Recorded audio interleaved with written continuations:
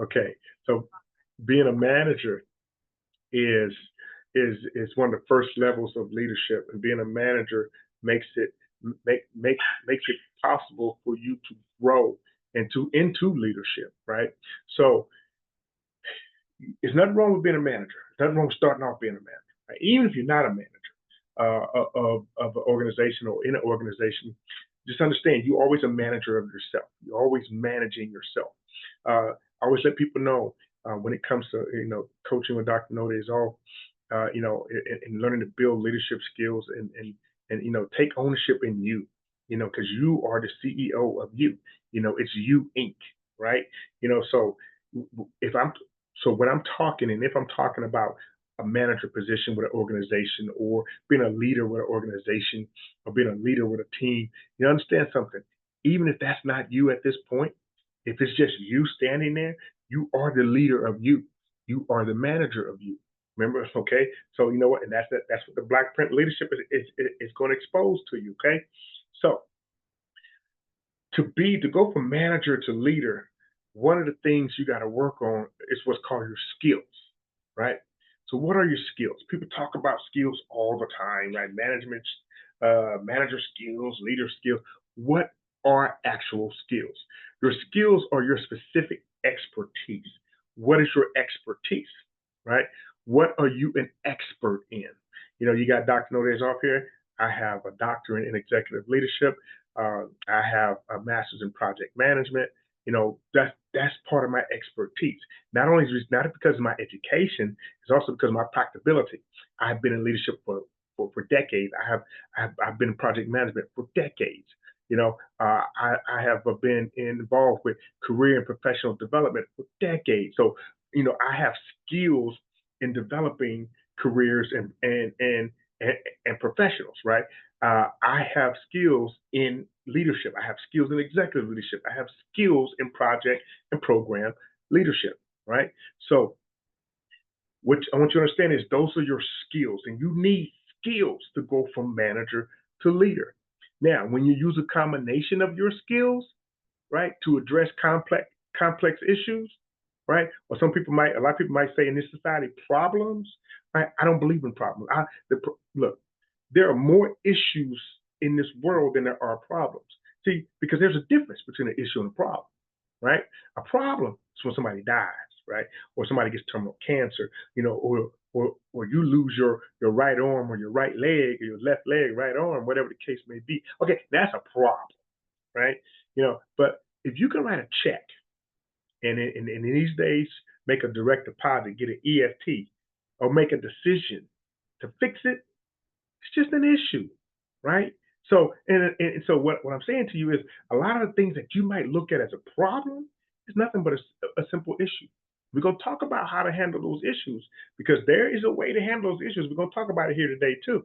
So when you use a combination of your skills to address complex issues, you develop what I call competencies. Okay, you become competent, right, in using those skills. But there are people who have skills, but they're not competent in using those skills, right? They might have developed some skills, but the competency is not there.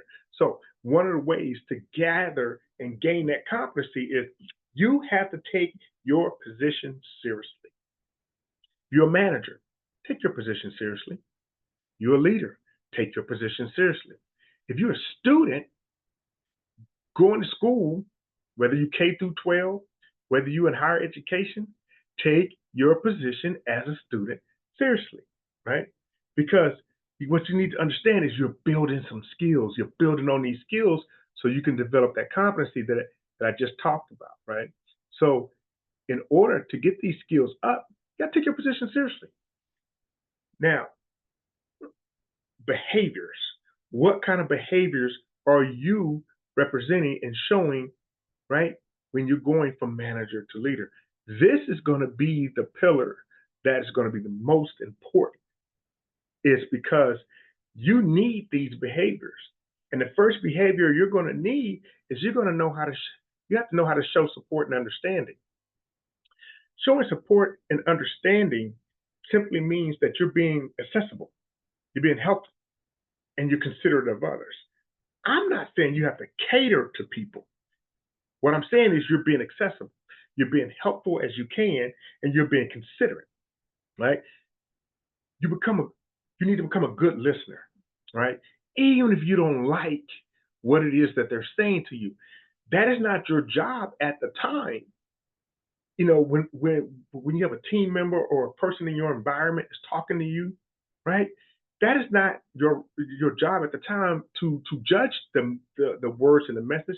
Your job is just to listen, gather the information, because there's information you're going to gather out of that. And Dr. No Days Off had to learn how to be a good listener. Still learning how to be a good listener, right? But you have to learn to be a good listener, because when you start trying to place judgment before you listen, you don't even hear the entire message. And so you're not showing that support, and you're not understanding where they come from. I remember working with some Fortune 500 retail organizations, and sometimes I would be in a customer facing position as a manager, and I would have customers that would just go off, right? Just just berate because they're upset. And one of the things that I would always do, I would just stand there. I wouldn't say anything. I would just listen, right? And my point was I'm listening because I want to try to figure out what's the root of the situation, what's causing the anger, what's causing the frustration. But if you don't listen, if you take it like most managers did, and a couple of leaders that I know, they will get offended because the person is yelling at them, or they get offended because the person is whatever reason they're taking it personal. And he used to always come to me after the fact, like, how can you just stand there? And I said, because I don't take it personal. Number one, they're not mad at me because I don't know the person. I just met them. They're mad at the situation. So if I listen to what the situation, because I know when it comes with anger, anger hides, there's always a root. There's always a root to why the anger is there. There's always a root issue to why the anger is there. So when I listen, I was like, oh, okay, now I know what's going on. So when I respond with, okay, listen, I understand you're upset, or whatever the case may be. Let us move out. Let's move this out, right? So understand, being a good listener is key in developing. That's one of the behaviors of showing that support and understanding. And then you need to understand your team members or your environment's context, right? What does that mean? You got to listen. You need to listen so you can understand how they tick, how they work, right? Why they're working, why they're here. I remember in one organization I had in my team, and one of the first things when I built in my team, even in my interview process before I let them on my team, I would always ask them, "Why are you here?" Right? And they, of course, it was unorthodox. They're like, "Nobody's asking me why I'm here. Why are you here?" Or I just want a paycheck. And I always tell them, "Well, you won't be here long.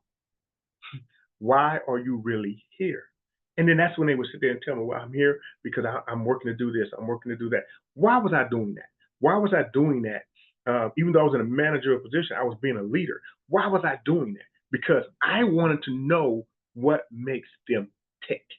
We know why they're going to spend 8, 10, 12 hours a day here in this building or in this environment with me and these strangers, right?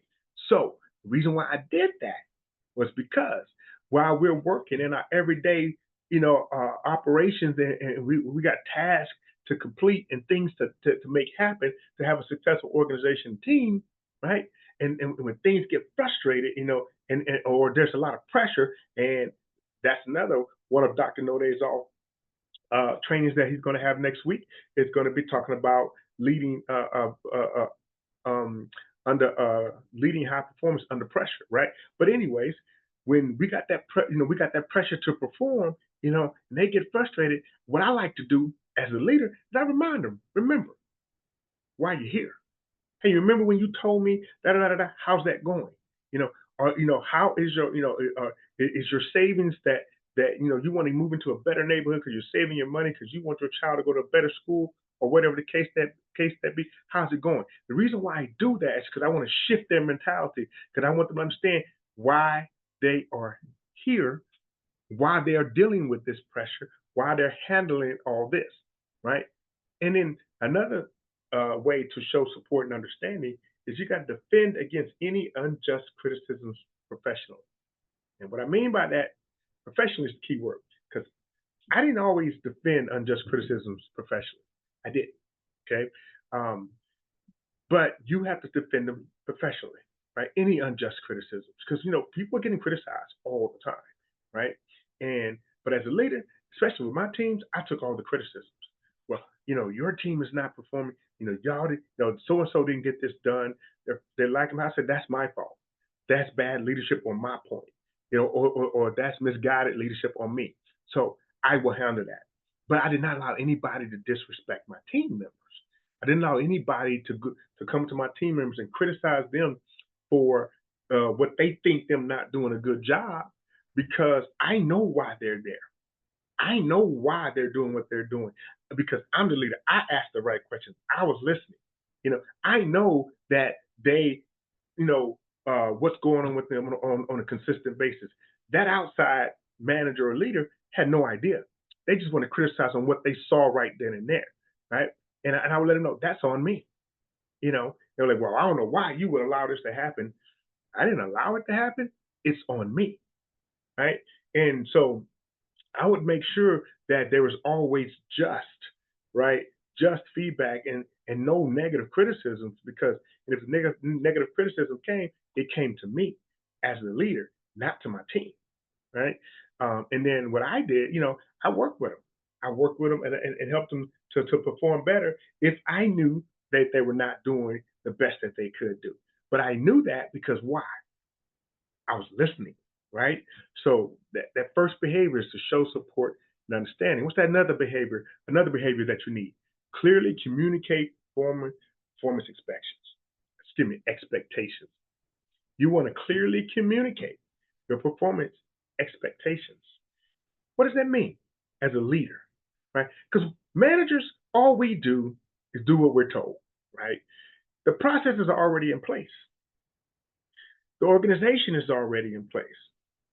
Prime example, and I'm gonna use them because they're a big company. Everybody, if you ain't worked for them in your career, you're lucky. You're one of the few people that ain't worked for them. I've worked for Walmart in my career. I worked for Walmart as a lower level employee, and I also, manage Walmart in senior levels and stuff.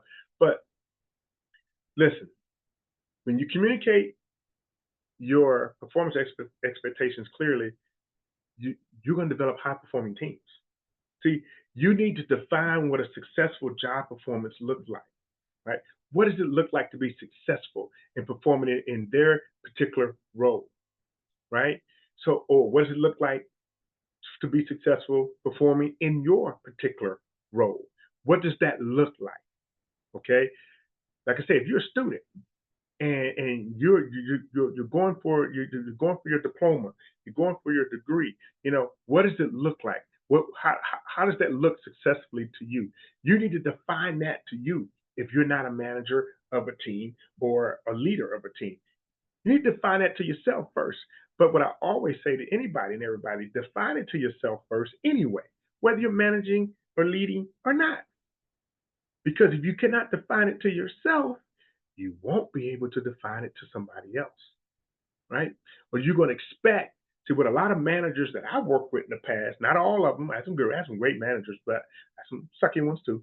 But what a lot of them did, they expected their boss to tell them what good performance looked like on the manager's team.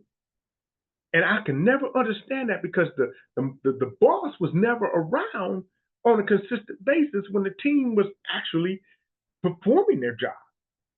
So how can you tell them, oh, based off this report? Well, reports can be doctored, number one. And I know a lot of managers that doctored reports, right? Of course, now they have this productivity calendar and all this other good stuff going on. Let me tell you something, ladies and gentlemen.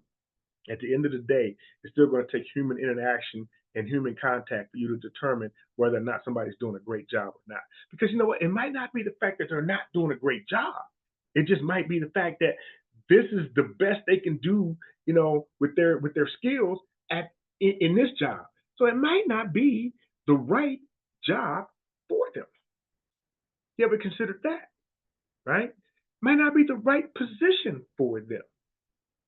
And If that person cannot develop up into a position, right, to perform the job the way it's supposed to be performed, you probably want to move them to another position, or you probably want to get them some help, right? Managers like to hire and fire people, right? Because they don't really know how to develop people, right? Or they think they know how to develop people by threatening them, by writing them up only, but not really talking to them, showing them, hey, this is how you can get better, right? I've done it all, ladies and gentlemen. I've done it all. I've had to hire people, I had to fire people, I had to write people up. But one of the things that I do when I love to do my write-ups, if I had to write somebody up or give somebody a performance evaluation and what this how I I communicate, I talk, right? Because I want to find out, right? I let them know this is not the end of the world. This is a benchmark. This is just a gauge. You could always grow from that because I did, right? I used to, oh my gosh, man, I was not good. The Dr. No Days Off you see today was not the Dr. No Days Off in his early 20s. No, no, no, no, no, right? No, I had to grow into this, right? And that's what happened. So another thing you do to clearly communicate from expectations to set priorities, and then you regularly review those priorities with them. Set the priorities. Let them know, hey, this is what you expect. Like I said, it's nothing wrong with being, a leader lets people know this is what I expect from you. I expect you to do your job. If I'm leading you, my job is to lead you. I'm going to expect, and your job is to do whatever it is your job is. I'm going to expect you to do your job, right? And then when you can no longer do your job or you cannot do your job, then I have to move into a position, I have to move into a certain point of me being a leader that I really don't like to do most of the time, but I will do my job, right? As a leader, because I know at the end of the day, it's going to affect the entire team. And I might love you. You might be the nicest person on the team, but you might not be the one that is doing everything that they're supposed to be doing to ensure that the entire team wins, right? Because it's not just about you. See, managers they look at people as individuals. Leaders do the same thing, but we also we look at the whole picture as a team too, right? I know a lot of managers that they just was out for themselves. Once again, I'm not down talking managers, all managers. Ladies and gentlemen, Dr. Noti's often been a manager in his life. He's been a manager several times in his life. Okay, I'm talking about those not so good managers, those bad ones, right? And we all know who they are, right? I'm gonna mention no names, but I know some. I work with some. I work with a lot of them actually that were not good. They just cared about themselves and how it made them look, how they look. And if it stopped them from looking bad, they would not show these behaviors that I'm talking about today and move them into leadership. And I'm not saying being moved into leadership because it's based on your salary or how much money you make or the position you hold, what your position says. Ladies and gentlemen, a position is a position, right? You can train up people to you can train up anybody to hold a position, right? But it's that leader within you, it's that leader that comes out within that position or why you're holding that position. Okay, so set those priorities and have those regular reviews. Then you also want to provide helpful feedback for the desired outcomes, right? And as a professor, it's one of the things I do when I give feedback to my students. I let them know, listen, yes, you did great here, but you didn't do good here. But this is I recommend you do because I'm letting them know. Here's my feedback for the desired outcome of you being a better academic writer as you go along in your educational journey because you're going to need it. See, I'm not just caring about them for my course. Every professor's different. There's some professors they don't care, right? Just like some managers, some leaders, they don't care, right? But I'm one of those professors, I do care, right? So if you're not getting it right in my course, then you're definitely going to get it wrong enough. Because I know a lot of professors that are like me that says, hey, let me help you become a better writer because you're going to need this, right? So when I give my feedback, I provide the helpful feedback. It's for the desired outcomes that I know you're going to need to be successful to be that extraordinary leader or to move from that manager to leader. right? Because everybody wants to move from that manager to leader. Well, not everybody. Some people love just being a manager. I've met one or two people in my career that just love being a manager. They just want to stick there, and that's it. Another way to clearly communicate performance expectations is in your messages. When you communicate your messages, they must have stickability. Your messages must stick, right? Don't just say it to mean it. Your messages have to stick with the person, okay? I have messages from my mentor, Coach Collins. Uh, you know, God rest his soul, but I could still hear his voice. I could still hear the words that he says to me, and that's been over 15 years ago. But his messages, the stickability of his message, 15 years later, I still hear, right? There's a couple messages from leaders when I was in the military that when they were communicating to me, it has stickability. 20 plus years later, stickability, ladies and gentlemen, that's leadership. When your messages start sticking, right? And then people using those messages to grow. Because my mentor didn't get to see me as Dr. No Days Off, right? He just knew me as Mark Williams, a guy that had a lot of ideas, big dreams, and he wanted to build a successful business, and I was just a go getter, you know. And he might have saw that. I don't know. He never told me, but he might have saw that. But that's what I was, you know. And to use those words, those messages from those that long ago to build what I got today, and what I continue to build, ladies and gentlemen, that's stickability. Okay. Now, another behavior you want to get used to doing when it comes to uh, um, um, um, going from manager to leader is you want to be able to provide recognition. Not, I'm not talking about, oh, let's give some awards, let's go take them out to lunch. Those are, yeah, okay. You must also give psychological recognition, right? Give psychological recognition. You know, let your team know, hey, you're doing a good job, or they're doing the best that they could. I never forget it many times. I mean, we had some pressure, I had some pressure positions, and my team might not have hit the numbers that the big bosses wanted them to hit, but my team was doing a hell of a job, for all their abilities. I watched them. I oversaw them doing uh, great work, and I would ensure that they knew that I knew that.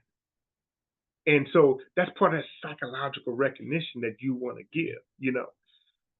Excuse me, ladies, I'm losing my voice a bit. I'm trying to hold my voice in.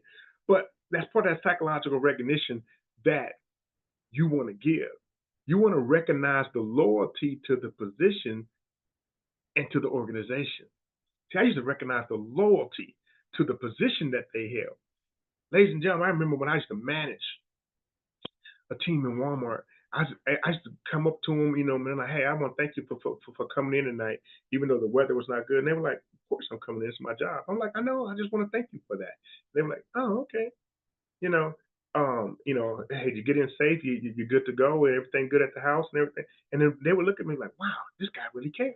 Because I did. Okay. I really did. And I really was thankful that they came in during bad weather. Well, I was thankful that they came in when on I had to call them in, or I have to call them in, but I called them and asked them to come in because of whatever the reasons may be. I thank them for staying a little extra over, to make sure we get things done and get things done the right way. I've done this throughout my entire career. Even though I was in the military, and we were leading in combat, I would thank my soldiers. Hey, I want to let you know, I appreciate each and every one of you. I thank you for sacrificing, your family time or sacrifice, and, some people respond, well, that's my job, sorry, that's my job. I understand it's your job because it's my job too, but everybody don't do their job. Okay. We all know everybody doesn't do their job. Right. But then also thank them for their loyalty to the organization because say, because of you, we still have, other people have jobs. Because of you, this organization still exists, and I work with organizations that a lot of people forgot that. That's why they no longer in existence today. I worked for an organization that it was a huge Fortune 500 organization that a lot of people forgot to recognize that loyalty to the positions that other people held because, you know, they thought they were all that because they was in a better position. Reward performance contributions, right? It's another behavior you need to learn how to do to go from manager to leader. Reward those performance contributions. We're gonna get through them because I got some good stuff we're gonna talk about. But you need to make sure your team members are compensated fairly, right? That's another thing I fought for too with my team members. I make sure they're compensated fairly. Just because the organization want to be cheap don't mean I need to be cheap, right? As their leader. No, I'm gonna make sure that they've been taken care of because if I'm being taken care of, they're gonna be taken care of, right? Be active with your team members' growth and with their training, their growth with training and development opportunities, right? So be active. Don't just say, well, you know, I don't know if you can get this position. I don't know. One of the things I did not like the most was a lot of managers were afraid that if they had too good of employees, the employee would take their position. And then, you know what I used to always say? Well, listen, my job, I tell my team, my job, if you're interested, is to help you get my job, take my job. Because my job, what I'm going to be working on doing is taking my boss's job. Now, if my boss is afraid of that, that's their problem. But I'm not afraid of anybody that want to take my job from me. Okay, because I wanted them to know that I'm going to be active in helping you grow and train. I'm not one of those managers that's going to keep a foot down on your neck, or one of these leaders keep a foot down on your neck because I feel like you're going to be better than me. And when I was building my marketing organizations, anybody in my team would tell you he would be your biggest cheerleader. I would be the leader, yeah, but I had people come up and do some extraordinary things. I'm like, yeah, that's what I'm talking about, right? And then people are like, well, that he did, his numbers. I'm like, okay, great, that's what I'm talking about because I know I was in the trenches, right? I was there with them. I'm glad to see that person is doing what they dream to do, right? So I'm going to be active in that. Treat your team members with dignity and respect. Okay, treat them with dignity and respect. So I got to talk about how to treat them with dignity and respect. Look, one of the easiest ways to do that: always assume your team members are going to do a great job and make a positive impact. Always assume that until they show you different. A good, great, extraordinary leader is going to always assume, right? Show concern for their physical and psychological welfare. Show that concern. And I talked about that already, right? Another behavior, what happens is when you have those kind of behaviors, this is what happens. Your team member starts looking at you as a fair and just leader. You become the people's leader, right? You become the people's champ. Because they come to look at you as a fair and just leader. They're going to naturally start following ethical guidelines. They're going to naturally enforce the work rules equally, right? You're going to do the same thing. Because if you have those kind of behaviors, you're going to do this along with your team members. Everybody's going to start doing this, and this is going to make you a fair and just leader. You're going to start giving everybody flexibility, and adjusting the workloads because you don't want to overwork one person and underwork the next. And then that team member, right, is going to want to help their team member, right, and not leave them hanging, as we used to say, right, not not let them fall short because if they fall short, the team falls short. They knew that, right? That's how that's what's going to happen with those behaviors. You also become an honest and trustworthy leader to your team, you know, because you don't act like you're above the rules. Because everything that you are expecting from them, you're doing even more, right? You're you're forthright, you're transparent, you're sincere, and you're truthful in all your interactions. Look, I'm not saying that you're probably the nicest, but you're transparent, you're forthright. They know, they know, right? They know what to expect from you as their leader. Now, hopefully, it's great things. We all have our moments, stuff. But most of the time, 99% of the time, it's great things, right? And you follow through on your responsibilities, like they're gonna do. Here's what's gonna help you become honest, trustworthy, and honest too. It's because you admit your mistakes that you make. If you make a mistake, admit it. It's a mistake. You're not perfect. Not a manager come out here thinking they're perfect. Oh, I don't make mistakes. I never made a mistake in my life. I had a lot of leaders do that too. But yeah, whatever.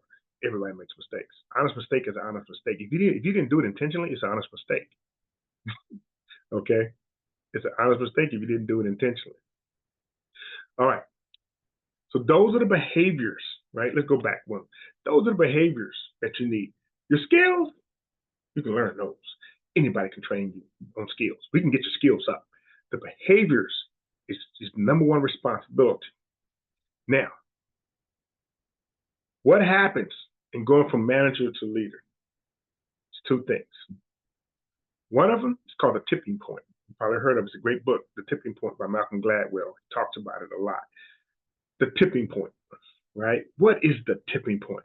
First off, you got to understand how the tipping point works. The other one is the slight edge. We're going to talk about the slight edge. But the tipping point ain't nothing but a dramatic event that can change everything at once. It's critical mass. It's the threshold. It's the boiling point before it explodes, crumbles, whatever the case may be. It's that dramatic event. You gotta understand, with the tipping point, it's the little things that have a big impact, while the big things have an extraordinary impact. So there are tipping points. You can get your team to tipping points. You can get your environment to tipping points. If you do not handle it well as a leader, you're not going to handle it. Managers don't handle tipping points well because it overwhelms them. It's too much for them to handle, and they don't handle it right. Okay? Not all of them. There are leaders within manager positions.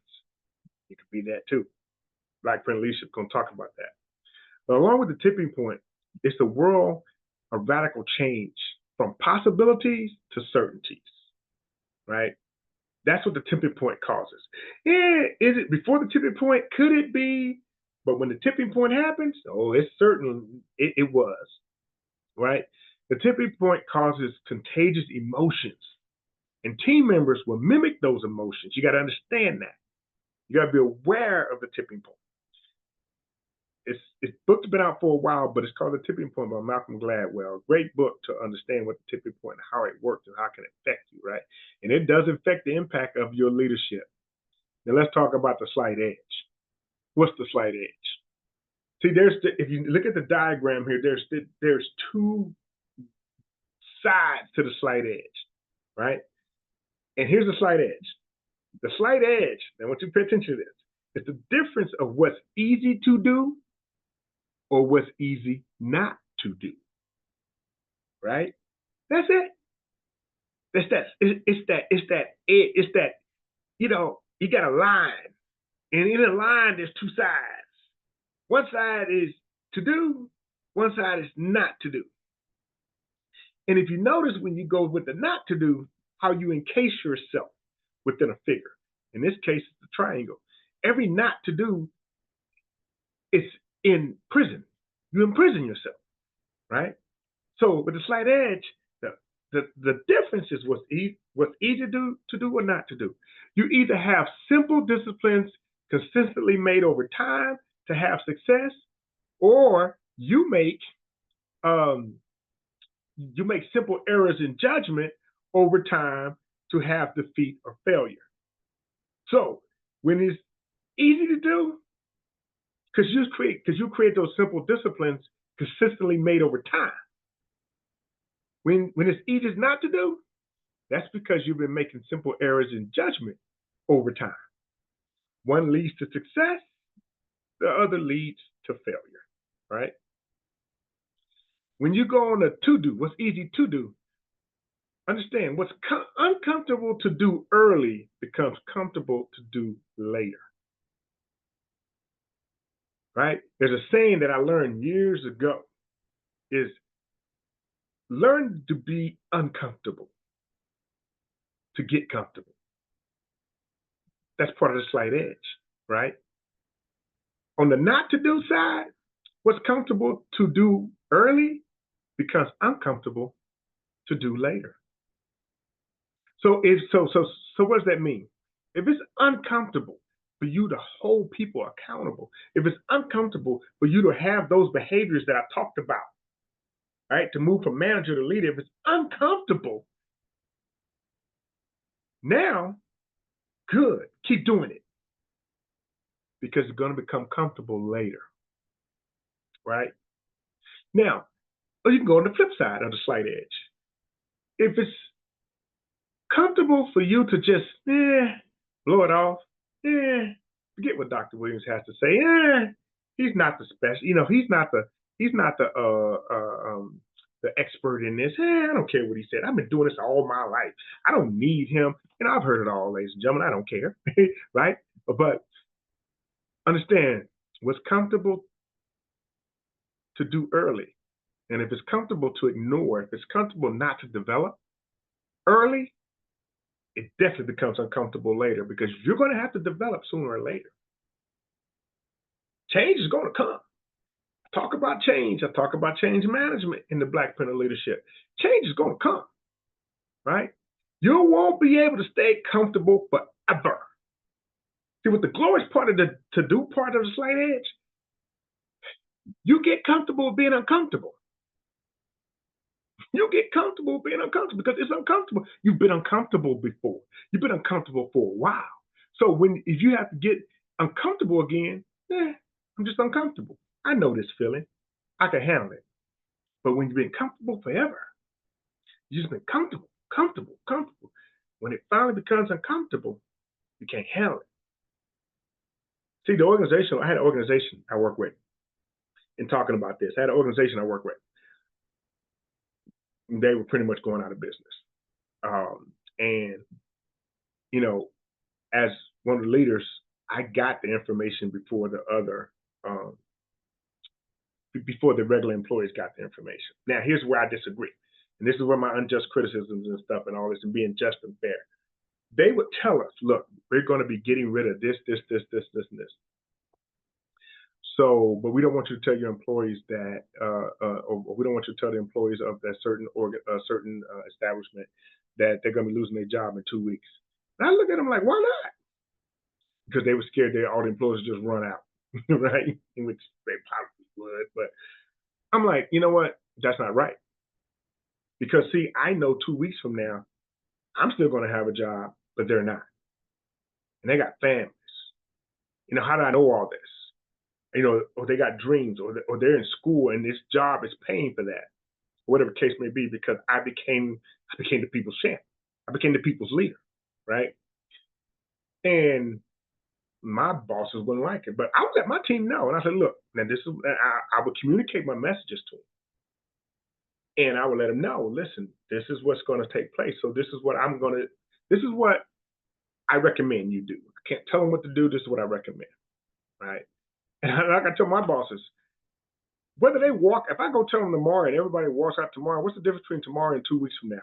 We're not going to have them anyway. What's the difference? Oh, so you can make sure you get your bonus because you want to work them. But, see how that works? Okay, great.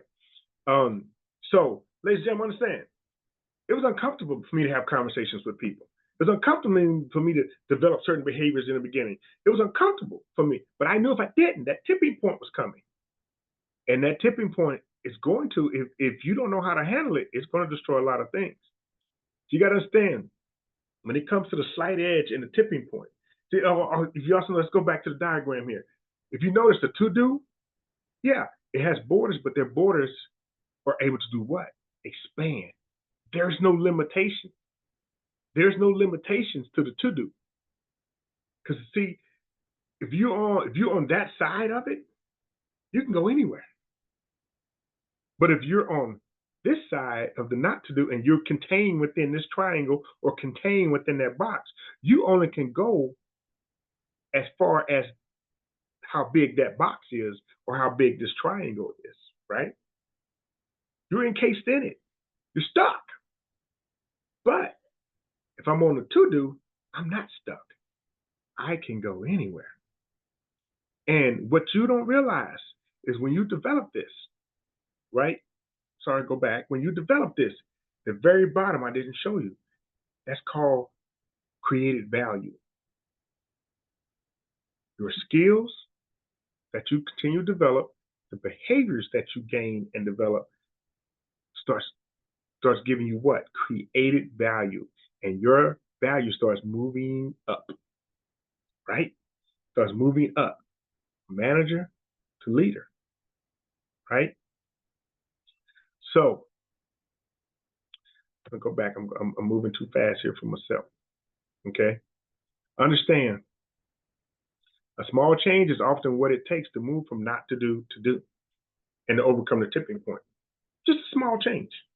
It ain't nothing dramatic you got to do. It's a small change. That's why the slight edge, that's why it's called a slight edge. Just slightly go left or slightly go right. It doesn't matter, right? The little things in your behaviors can fuel the small changes. Just the little things. Just the little things. I work on the little things. If I need to change my overall behavior, I work on the little things. Change my overall behavior as a leader, I work on the little things, right? And I don't have to tell people what I'm working on because I know what I'm working on, right?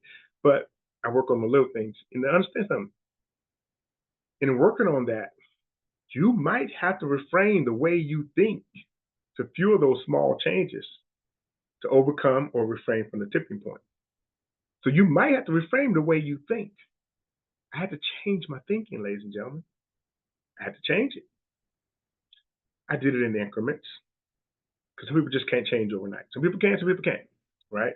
I did it in increments and stuff, but I had to change the way I think. Now, what happens to become the people's champ? Those skills, the behaviors that I talked about, what happens?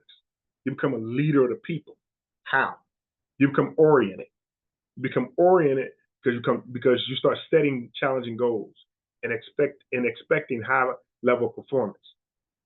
You become directive by letting team members know what's necessary and required through what? Work schedules and specific guidance on accomplishing their task, right? Those are this is what you start developing. You become supportive of your team members by showing friendliness and concern for the individual and group needs. Friendliness, right? I'm not saying you got to walk around and be Joe Smiley 24/7 or Jane Smiley 24/7. That's not what I'm saying. Even though I do smile a lot when I don't smile, my team thinks I'm mad. I'm like, no, I'm just not smiling, right? But you become a supportive leader. You become an oriented, directive, supportive leader, right? You become a collaborative leader because you begin to consult with team members on the ideas before making a decision whenever it's possible, right? Because you realize that human asset that you have in that position has more knowledge than what the position says that they do. Just because that person's a janitor don't mean they don't know. Just because that person is beneath you in the hierarchy of the organization doesn't mean that they don't have knowledge that can help you, right? See, when you become the people's champ, when you become the people's leader, you learn how to do all of these things because you got those skills and those behaviors that creates that value, right? And what happens is you start developing, your knowledge database, and you start melting that with others, and you start gaining knowledge. You start, on this learning management journey. Okay, so and then you naturally begin to develop training. You naturally begin to develop systems, right? That shows motivation, commitment to help with your performance of your team. Ladies and gentlemen, you want to go from manager to leader, you got to be able to motivate. You got to be able to. You got to have your motivation. You got to be able to motivate.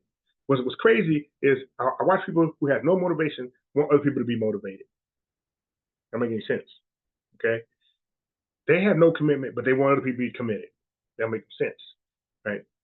That's managerial stuff. Leaders are motivated before they ask anybody else to be motivated. Leaders are committed before they ask anybody else to be committed.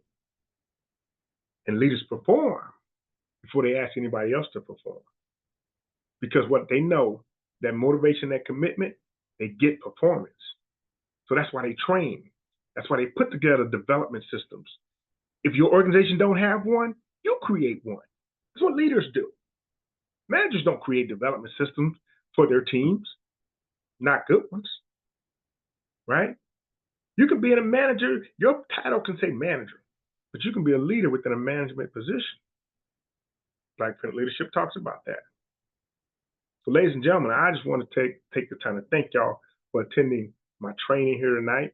Um, and I hope you learned something. I know you did. I know you did, right? But now you know how to start moving yourself, okay, now you know how to start moving yourself into an area that that a lot of people claim that they're in, and they might be in that area. They might be in leadership because of a position, but that doesn't make them a leader. See, Black Print talks about it. Black Print talks about how, it's called positional leadership. That's when people must listen to you because of a certain position you hold, right? But that don't mean that they will follow you. And, that is a big, big difference in having extraordinary leadership. And people figure it out when that tipping point happens. Tipping point happens all the time, right? That paradigm shift, right, happens all the time. Change is going to come. And when that change comes, people are going to realize, people don't have my back like I thought they did. Or they were just nice to me because I was their boss. Yeah, right? Or I had a lot of people think that, like, oh, they're only nice to you because you're their boss. And this, and I'm like, okay, but that's fine, but I'm still going to be me. I'm still going to be the leader who I know I am to be, right? Ladies and gentlemen, this is how you go from from from manager to leader, right? This is how you become successful in leadership. Or this is how you start becoming successful in leadership. Okay, ladies and gentlemen, what I want you to do is what I want you to do. I apologize. I'm getting the comments on my on my broadcast from on my Apple Watch, and so I'm trying to make sure I'm not missing anybody because I can't see both my screens, unfortunately. That was part of the technical issues that we had. So I'm hoping everything is running good. I don't see uh, comments, anything like that. But anyways, I want everybody to, um, take this time. Thank you for taking the time out to spend with Dr. No Days Off on this presentation. Be on the lookout. I am on LinkedIn. You can always find me on social media on Dr. No Days Off.